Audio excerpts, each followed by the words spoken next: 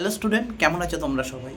এইমাত্র আমাদের শেষ হয়েছে উচ্চ মাধ্যমিক 2026-এর ফোর্থ সেমিস্টার। এবং তোমরা জানো যে এবছর নতুন সেমিস্টার ছিল এবং নতুন সিলেবাসের ওপর পরীক্ষা হয়েছে। সুতরাং সবারই একটা চাপ ছিল যে কীরকম প্রশ্ন আসবে বা আসতে পারে এই বিষয়ের ওপর। আমি যেরকম মাধ্যমিকের ক্ষেত্রে করি, আমি আমার প্রত্যেকটা ক্লাসে যেমন ছেলেমেয়েদেরকে পড়াই, তেমনি তাদেরকে নোটস আমি মৌলিকভাবে আমার প্রত্যেকটা নোটস দিই এবং আমি কিন্তু তাদেরকে সাজেশান দিই এবং আমি দাবি রাখি যে আমি যে সাজেশান দিচ্ছি সেটা যদি আমার কথা অনুযায়ী প্রপারলি পড়ে যায় তারা কমন পাবেই পাবে। এবং আমি এবছরও আমার কথা কিন্তু রেখেছি।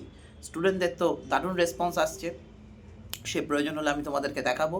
এবং আমি এটাই তোমাদের সামনে এলাম। আমি বলেছিলাম, কালকেও আমি স্ট্যাটাস দিয়েছিলাম যে একটা ভিডিও আসতে চলেছে। আমি জানি যে আমি যা সাজেশান দিয়েছি সেখান থেকে কমন আসবেই আসবে। তো চলো এক নজরে মিলিয়ে দিই ফোর্থ সেমিস্টারে এইচএসে কী সাজেশান এলো, আমি কি দিয়েছিলাম আর প্রশ্ন কী এলো। তো চলো দেখা যাক। আমার কাছে প্রশ্ন রয়েছে। আমাদের একের দাগে থাকে গল্প, আমাদের দুটো গল্প রয়েছে। একটা হচ্ছে আমাদের মানিক বন্দ্যোপাধ্যায় হলুদ পোড়া এবং দ্বিতীয়টা হচ্ছে আমাদের মহাশ্বেতা দেবীর হারুন সালামের মাসি। হলুদ পোড়া থেকে এবছরে দিয়েছিল নবীন চরিত্র। নবীন চরিত্র আমার সাজেশনের 5 নাম্বার কোয়েশ্চেন। আমি এটাকে ভিভিআই বলিনি, কারণ এটা বাদ দিয়েও আরও দুটি চরিত্র খুব গুরুত্বপূর্ণ ছিল, বাট ইম্পর্ট্যান্ট ছিল এবং আমি কিন্তু মক এক্সামেও এটা দিয়েছিলাম। দ্বিতীয় হচ্ছে আমাদের এবারে উচ্চ মাধ্যমিকে যেটা দিয়েছে গল্প থেকে, অসম্ভব দুশ্চিন্তা হলো গৌরবীর পরিচয় দেয়। গৌরবীর দুশ্চিন্তার কারণ কী ছিল? গৌরবীর পরিচয় আমার যে নোটস ছিল, আমার সাজেশনের মধ্যে 11 নম্বরে গৌরবীর পরিচয়, 11 নম্বরে যে কোয়েশ্চেনটি ছিল এখানে গৌরবীর পরিচয় এখানে তোমরা পেয়ে যাবে। যারা আমার নোটস করেছে তারা জানে গৌরবীর চরিত্র যে করেছিলাম সেখানে পাবে।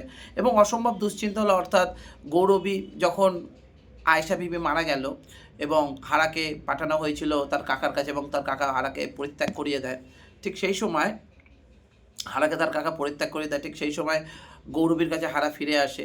তখন রাত্রিরে গৌরবীকে এক মুঠো খুদ খাইয়ে যখন ঘুম পাড়ায় গৌরবী, বা হারা যখন ঘুমিয়ে পড়ে, সেই সময় গৌরবী এই কথাটা ভেবেছিল, হারাকে নিয়ে তার দুশ্চিন্তা হয়েছিল। অর্থাৎ গৌরবীর মাতৃসত্তার পরিচয়টা পড়লেই পাবে। সুতরাং এটাও আমার সাজেশান থেকে কমন। আমার 11 নম্বর কোশ্চেনে গৌরবীর মাতৃসত্তা বললে দুটো পার্টি এখানে তোমরা কমন পেয়ে গেছো। নেক্সট হচ্ছে আমাদের কবিতা থেকে ছিল। আমাদের কবিতার মধ্যে দুয়ের একের দুয়ের এ ছিল মধ্যবিত্ত মোদির জগতে আমার বেদনাহীন অন্তহীন বেদনার পথে, আমরা বেদনাহীন অন্তহীন বেদনার পথে, উদ্ধৃতির অংশটি তাৎপর্য বুঝিয়ে দাও। তিমির হননের গান জীবনানন্দ দাশ, এটা আমার সাজেশানে 7 নাম্বার কোয়েশ্চেন, 7 নাম্বারের কোয়েশ্চেন। ভিভিআই স্টার মার্ক দিয়েছিলাম, সেটাই এসেছে। নেক্সট হচ্ছে আমাদের যে কেন এলো না থেকে, অর্থাৎ মৃত্যুর পাশ কাটিয়ে বাবা এলো ছেলে এলো না, এটা কোটেশনটা বললাম তোমাদের, যে প্রশ্নটা রয়েছে হুবাহু আমার সাজেশান থেকে এসেছে। আমার 9 নাম্বারে, আমার সাজেশানে 9 নাম্বার কোশ্চেন ট্রিপল স্টার ছিল, ওটাই চলে এসেছে। এরপর আসছে আমাদের নাটক। আমাদের নাটক হচ্ছে নানা রঙের দিন, 3-এর দাগে রয়েছে, 3-এর এর দাগে রয়েছে এই তো জীবনের সত্য কালীনাথ। জীবনের সত্য কী, বক্তা কীভাবে এই সত্য উপনীত হয়েছে, এটাই দেখবে আমার সাজেশনে 10 নাম্বারে 3 স্টার কোয়েশ্চেন আমি দিয়েছিলাম। অর্থাৎ আমি দিয়েছিলাম এর পরের লাইনটা তুলে, অর্থাৎ শিল্পকে যে মানুষ ভালোবেসেছে তার বার্ধক্য নেই, মৃত্যু নেই, যেটা আমি দিয়েছিলাম ওটারই আগের লাইনটা তুলে দিয়েছে। তোমরা জানো এবং তোমরা করেওছো, আমি এক্সামে ওটা দিয়েছিলাম মকে, তোমরা কিন্তু করেছো। নেক্সট হচ্ছে পুরনো দিনের কথা ভুলে যান চাটুর্য মশাই, এই প্রশ্নটা একটু ঘুরিয়ে দিয়েছে। আমার দাগ নাম্বার, আমার সাজেশনের 7 নাম্বারে ছিল যে রজনীকান্ত সেনের 45 বছরের জীবন অভিজ্ঞতার সম্পর্কে আমি একটা দিয়েছিলাম কোশ্চেন, তো ওটাকেই ঘুরিয়ে দিয়েছে। তোমরা যারা বুদ্ধিদীপ্তভাবে করেছো তারা কিন্তু কমন পেয়ে গেছো। আর আমাদের লিখতে হয় দুটো দেয়, আমাদের একটা লিখতে হয়, আমরা কিন্তু একটা কমন পেয়ে গেছি এবং দুটোই আমার সাজেশনে আছে। একটা লাইন তুলে দিয়েছে, আমি কোশ্চেনটা স্ট্রেট দিয়েছিলাম। নেক্সট হচ্ছে ডাকঘর থেকে। ডাকঘর থেকে অনেকের একটা চিন্তা ছিল যে কী আসবে না আসবে, চাপে ছিল সবাই অনেকে। এবার ডাকঘর থেকে আমি মেলাই, ডাকঘরে দাগ নাম্বার 8 যে প্রশ্নটা এসেছে সেটা আমার সাজেশনে 22 নাম্বার কোশ্চেন, ভিভিআই কোশ্চেন আমি দিয়েছিলাম, তোমরা মিলিয়ে দেখে নেবে।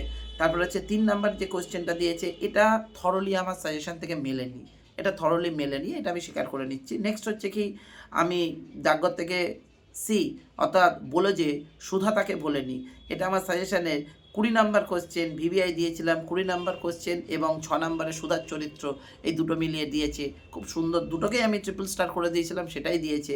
এবং আমাদের ডিএ দিয়েছিল আমাদের ডাকঘর নাটকের নামকরণ, এটা আমার সাজেশনের ফার্স্ট কোশ্চেন ছিল, ট্রিপল স্টার কোশ্চেন ছিল, ভিভিআই কোশ্চেন ছিল, সেটাই কিন্তু তোমরা কমন পেয়েছো।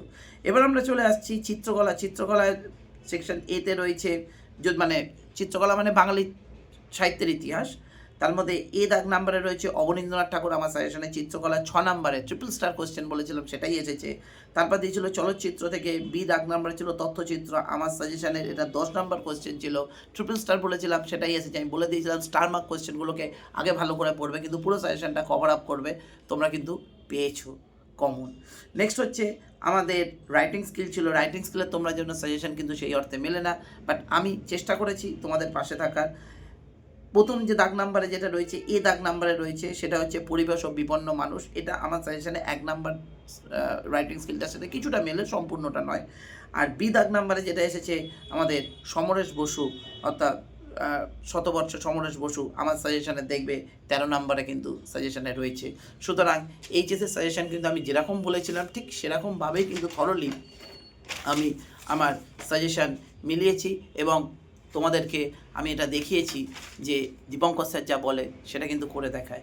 অ্যাট দ্য সেম টাইম আমি তোমাদেরকে বলি, আমাদের 11-এরও পরীক্ষা শুরু হয়েছে। আমাদের এখানকার বড়নগর চত্বরের, আমি বড়নগর এখানকার বাসিন্দা, আমাদের এখানকার বড়নগর চত্বরের একটি অত্যন্ত ঐতিহ্যমণ্ডিত স্কুল রয়েছে রাজকুমারী মেমোরিয়াল গার্লস স্কুল। আমি হয়তো নামটা একটু ভুল বলতে পারি, ক্ষমা করবেন আমাকে, সংক্ষেপে বললাম বলে। অত্যন্ত ভালো স্কুল এবং তার হেডমিস্ট্রেস পায়েল ম্যাডাম খুবই ভালো মানুষ। তো সেই স্কুলেরও পরীক্ষা হয়েছে আজকে, আমার ছাত্রীরা প্রশ্ন পাঠিয়েছে এবং আমি তোমাদের বলছি হুবাহু কমন। যেমন আমার রাজকুমারীতে যেরকম দিয়েছিল 1-এর 1 দাগে ছুটি থেকে দিয়েছিল ফটিক খালাসিদার মতো সুর করিয়া বলিতে লাগিল, 1 বাও মেলে না 2 বাও মেলে না, এটা দিয়ে প্রশ্নটা দিয়েছিল। আমার সাজেশানে আমি 11-এরও সাজেশান দিয়েছিলাম, ইয়েস স্যার 11-এরও সাজেশান দিয়েছিলাম এবং আমার সাজেশানে ছুটি গল্প থেকে 12 নাম্বারের কোশ্চেন হুবাহু মিলে গেছে। ট্রিপল স্টার বলেছিলাম সেটাই এসেছে, আমি কিন্তু বারবার বলেছিলাম স্টার মার্ক কোশ্চেনগুলোকে আগে করবে। নেক্সট হচ্ছে 1.2তে আমাদের দিয়েছিল জীবন্ত পৃথিবী ছেড়ে অতীতের কোনো কুঞ্জটিকার জন্য স্মৃতিলোকে এসে পড়েছে বলে ধারণা হবে। কোটেশনটা আমি তোমাদের বলছি তেলেরাপদ আবিষ্কার থেকে, এটা আমার সাজেশানে 5 নাম্বার কোশ্চেন, ট্রিপল স্টার বলেছিলাম সেটাই কিন্তু এসেছে। এবার আমরা যদি চলে আসি আমাদের কবিতার দিকে, এখানে 2.1-এর দাগে যে কোশ্চেনটা দিয়েছে পিয়া মুখ দর্শনে তত সুখ ভেল, এটা ভাব সম্মেলন থেকে দিয়েছে। আমার সাজেশানের 3 নাম্বারের কোশ্চেন, ভাব সম্মেলন কবিতার থেকে যে সাজেশান দিয়েছে সেখানে 3 নাম্বার কোশ্চেন, এটাও ট্রিপল স্টার বলেছিলাম, ট্রিপল স্টারেই এসেছে। 2.2-এ দিয়েছে নুন কবিতা থেকে দিয়েছে আমাদের শুকনো ভাতে লবণের ব্যবস্থা হোক, এটা আমার নুন কবিতার যে সাজেশান দিয়েছিলাম সেখানে 12 নাম্বার কোশ্চেন, ট্রিপল স্টার বলেছিলাম, ট্রিপল স্টার সেইভাবেই কিন্তু এসেছে। নেক্সট হচ্ছে আমাদের আগুন নাটক থেকে ছিল, আগুন নাটক থেকে 2টো প্রশ্ন দেয়, একটা লিখতে হয়। এখানে 3.1-এ আগুন থেকে যেটা দিচ্ছে আগুন আগুন জ্বলছে আমার পেটে, এটা আমার সাজেশনে 18 নাম্বার কোশ্চেন, ডাবল স্টার বলেছিলাম সেটাই দিয়েছে। নেক্সট হচ্ছে 3.2-তে দিয়েছে কি আমার পুরুষ মানুষে, এই যে কোটেশনটা দিয়েছে এটা আমার সাজেশনে 9 নাম্বার কোশ্চেন, ট্রিপল স্টার বলেছিলাম সেটাই কিন্তু দিয়েছে। এবার চলে আসছি আমাদের রম্য রচনার ক্ষেত্রে, অর্থাৎ আমাদের বই কেনা সৈয়দ মুস্তাফা আলীর বই কেনা প্রবন্ধের ক্ষেত্রে যদি আমরা দেখি 4.1-এ বই কেনা থেকে দিচ্ছে। এখানে আমি তোমাদের বলি, এখানে আমাদের 4.1-এ কোশ্চেনটা বলছি, মার্ক টুয়েনের লাইব্রেরির বিশেষত্ব কী ছিল, আদ্রেজিৎ কীভাবে লেখক বন্ধুদের শিক্ষা দিয়েছিলেন। তো এই কোশ্চেনটা আদ্রেজিৎ আমার সাজেশনের মধ্যেই রয়েছে। মার্ক টুয়েনের লাইব্রেরির বিশেষত্ব, এটা আমি যখন সাজেশনটা বানিয়েছিলাম আমার টিম এটা লিখতে ভুলে গেছিলো, বাট আমি কিন্তু তোমাদের যারা জানে অর্থাৎ যারা মক দিয়েছে, আমি কিন্তু দুটো মক টেস্টে কিন্তু মার্ক টুয়েনের লাইব্রেরির বিশেষত্ব দিয়েছিলাম, এসেছে। প্রয়োজন যদি হয় কেউ যদি দেখতে চায় তাহলে আমি আমার মকের কোয়েশ্চেন দেখিয়ে দিতে পারি, সেখানে কিন্তু রয়েছে। আদ্রেজিৎও আমি দিয়েছিলাম, কমন এসেছে। নেক্সট হচ্ছে আমাদের এসেছে আজব শহর কলকাতা থেকে দিয়েছে, আজব শহর কলকাতা থেকে আমাদের দিয়েছে ফরাসি বইয়ের দোকান সম্পর্কে লেখকের মনোভাব, আমার আজব শহর কলকাতা সাজেশনে 3 নাম্বারের কোশ্চেন, ট্রিপল স্টার বলেছিলাম সেটাই এসেছে। তারপর 4.3-এ দিয়েছে 25শে বৈশাখ থেকে, অর্থাৎ 25শে বৈশাখের প্রাবন্ধিক গান ছাড়া রবীন্দ্রনাথ ঠাকুরের কোন কোন গুণের কথা বলেছে, আমার সাজেশনে 25শে বৈশাখে 1 নাম্বার কোশ্চেন, ট্রিপল স্টার বলেছিলাম সেটাই দিয়েছে। নেক্সট হচ্ছে 4.2-তে আমাদের এখানে দিয়েছে আড্ডা থেকে আমার মতে ভোজন রস সর্বরসের রসরাজ, এটা আমার সাজেশনে কোশ্চেনটা একটু ঘুরিয়ে আছে, কিন্তু আমার সাজেশনে 2 নাম্বার কোশ্চেন, যেটা বলেছিলাম সেটাই দিয়েছে। রাইটিং স্কিলের থেকে আমি রাইটিং স্কিলটাকে সাজেশনের মধ্যে দিইনি, কারণ রাইটিং স্কিল এবং সাহিত্যের ইতিহাস এই টপিকগুলোকে আমি একটু গোপনীয়তায় রেখেছিলাম বা এটাকে আমি একটু প্রাইভেট রেখেছিলাম। তো আমি ক্লাসের মধ্যে ছেলে মেয়েদেরকে জেরক্স দিয়ে দিয়েছিলাম, গ্রুপের মধ্যে আমি দিয়েছিলাম, সেখান থেকে দরকার হলে আমি পিডিএফে দেখিয়ে দিতে পারি কি মিলিয়েছি না মিলিয়েছি। তোমরা জানো সাহিত্যের ইতিহাসে কিন্তু সাজেশন সহজে মেলে না, কিন্তু আমি মিলিয়ে দেখিয়ে দিয়েছি। রাজকুমার স্কুলে সাহিত্য থেকে 3টে প্রশ্ন দিয়েছিল, লিখতে হতো 1টি, যার মধ্যে ছিল বাংলা গদ্যের বিকাশে রাজা রামমোহন রায় আমার সাজেশনে রয়েছে, ইম্পর্টেন্ট আমি বলে দিয়েছি। প্রকৃতিপ্রেমী কবি জীবনানন্দ দাশ, আমি কালকেও বলেছি, কালকে যারা আমাকে ফোন করেছিল, বিভিন্নজন ফোন করে যায়, বললাম জীবনানন্দ দাশ এবং বিহারীলাল এবং শ্রী রবীন্দ্রনাথ ঠাকুর অবশ্যই পড়ে যেও। রবীন্দ্রনাথ ঠাকুরের গান, রবীন্দ্রনাথ ঠাকুরের কবিতা, তার রূপক সাংকেতিক নাটক এবং তার গল্পগুলো আমি বলেছি। এই 3টের মধ্যে থেকে রবীন্দ্রনাথ ঠাকুরের যে কোনো একটা, কোনো না কোনো স্কুল অবশ্যই দেবে, তোমরা দেখে নিও। এছাড়াই বলেছিলাম যে যদি যেগুলো তোমাদের কাছে শক্ত মনে হয়, তোমরা লৌকিক সাহিত্য পড়ে যাও। লৌকিক সাহিত্য থেকে দিয়েছে ধাঁধা প্রবাদ কাকে বলে, তাদের মধ্যে সাদৃশ্য বৈসাদৃশ্য, ঠিক এই কোয়েশ্চেনটাই আমি লাস্ট মক টেস্টে কিন্তু দিয়েছিলাম, তোমরা দেখেছো, হুবাহু কিন্তু কমন এসেছে। এবং রাইটিং স্কিলে যদি দেখি 6.1 মানস মানচিত্র যেটা থাকে আমাদের বাংলার উৎসব, আমি বলে দিয়েছিলাম বাংলার উৎসব মৌখিকভাবে ক্লাসের মধ্যে বলে দিয়েছিলাম, সেখান থেকে কিন্তু কমন এসেছে। আর তর্ক বিতর্কের ক্ষেত্রে আমি যেটা বলেছিলাম চলভাস ছাড়া চলমান জীবন অচল, সেটা বলেছিলাম হুবাহু সেটাই কিন্তু এসেছে। সুতরাং 11এরও সাজেশান আমি যা বলেছি সেটাই মিলেছে। এবার কয়েকটা কথা তোমাদের উদ্দেশ্যে বলি, একটু শুনে নাও মন দিয়ে। এটা আমি তাদের উদ্দেশ্যে বলছি না যারা এইচএস দিয়ে দিয়েছে, যারা 11-এ পড়ছে বা নতুন 11-এ শুরু করবে বা যারা 12-এ প্রমোটেড হবে। একটা কথা মাথায় রাখবে বাবা, আমার ব্যাচের মধ্যে, আমি বলবো না আমার ব্যাচ এখন পরীক্ষা হয়েছে, সবাই বলছে স্যার খুব ভালো পরীক্ষা হয়েছে, কিন্তু সবার কিন্তু ভালো পরীক্ষা, কিছু মনে করো না, সবার কিন্তু পরীক্ষা যতটা ভালো হতে পারতো ততটা কিন্তু হয়নি। কারণ আমাদের ব্যাচের মধ্যে এরকমও কিছু ছাত্রছাত্রী আমরা দেখেছি যারা নিজেদেরকে একটু বেশি লায়ক মনে করে। তারা নিজেদের মন মর্জি ক্লাসে এসেছে আসেনি, তাদেরকে জিজ্ঞাসা করলে তাদের গার্জেনরা ডিনাই করে গেছে, ছেলে মেয়েদেরকে প্রশ্রয় দিয়েছে, এবং তার ফলটা কী হয়েছে আমি বলে দিয়েছিলাম, আমি যা সাজেশন করাবো তাই আসবে, আমি যা নোটস দিচ্ছি সেখান থেকেই আসবে।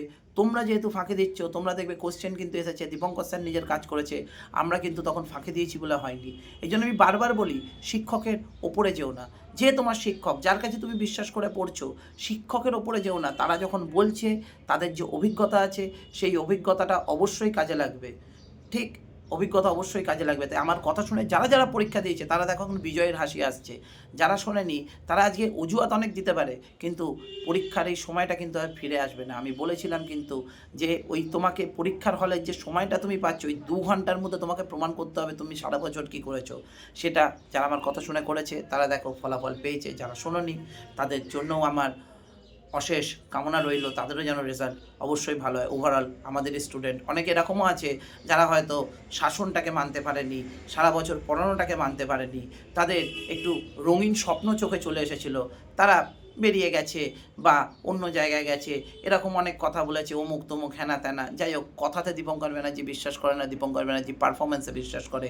আমি পারফরমেন্স করে দেখাই, এবং এর জন্য আমার প্রধান শক্তি হচ্ছে আমার ছেলেমেয়েরা, তাদের রেজাল্ট, অভিভাবকরা যারা আমাকে সমর্থন করে, এবং সবার ওপরে যার নাম না বললেই নয় তিনি হচ্ছেন শ্রী সুব্রতদেব মহাশয়, টিটো স্যার, যিনি আজকে আমাকে এই প্ল্যাটফর্মটা দিয়েছিলেন বলে আজকে হয়তো আমি এখানে আসতে পারছি, তোমাদের সামনে আমি এসে ডিবি স্যার বা দীপঙ্কর স্যার হয়ে উঠেছি। আজকে স্যার ছাড়া আমার কোনো অস্তিত্বের মূল্য নেই, স্যার ছাড়া আজকে আমি অসম্পূর্ণ। তাই আজকে যদি আমার সিকিমাত্র কৃতিত্ব থাকে সেটার জন্য অবশ্যই টিটো স্যার, জয়দেব স্যার এবং আমাদের শিক্ষাঙ্গন শিক্ষা প্রতিষ্ঠান সম্পূর্ণভাবে দায়ী। তারা পাশে থেকেছে বলে শিক্ষাঙ্গন একটা সম্পূর্ণ পরিবার, যেখানে আমাদের 7টা সাবজেক্টসের অত্যন্ত দক্ষ শিক্ষকদেরকে দিয়ে সম্পূর্ণ পড়ানো হয় এবং ভালো রেজাল্ট করানো, এটা আমাদের প্রতিশ্রুতি। আপনারা বিশ্বাস করে আসতে পারেন, কখনোই ঠকবেন না, একবার বিশ্বাস করে দেখুন, অবশ্যই ভালো হবে। আপাতত এটাই আমার বক্তব্য ছিল।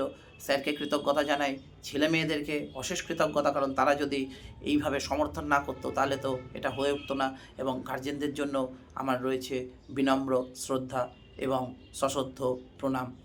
নমস্কার।